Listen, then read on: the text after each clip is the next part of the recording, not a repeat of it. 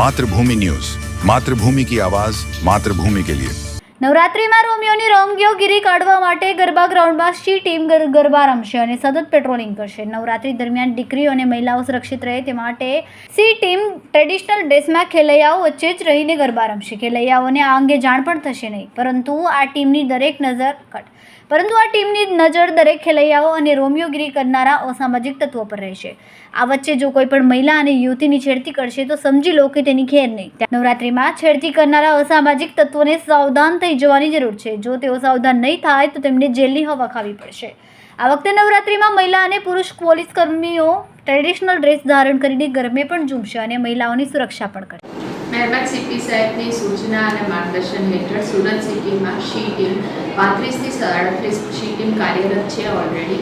A she team આ વખતના નવરાત્રિમાં દરેક મહિલા અને દરેક દીકરીઓ સુરક્ષિત રીતે નવરાત્રનો તહેવાર ઉજવે, ગરબા રમીને પોતાના ઘરે સુરક્ષિત રીતે પાછા જાય તે માટે શી ટીમ કાર્યરત રહેશે.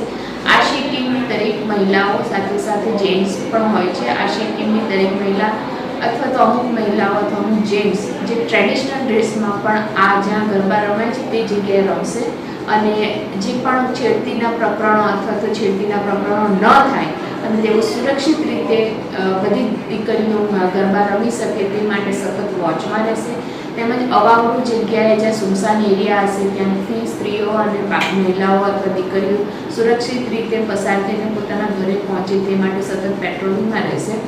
અને 181 અને 100 નંબર પણ આવા વખતે કાર્યરત રહેશે, કારણ કે જ્યારે કોઈક મહિલા પાછી ઘરે જતી હોય, દીકરી ઘરે જતી હોય ને એમને કોઈની પાસેથી અસુરક્ષિત લિફ્ટ ન લેવી પડે તેના માટે પણ કાર્યરત રહેશે.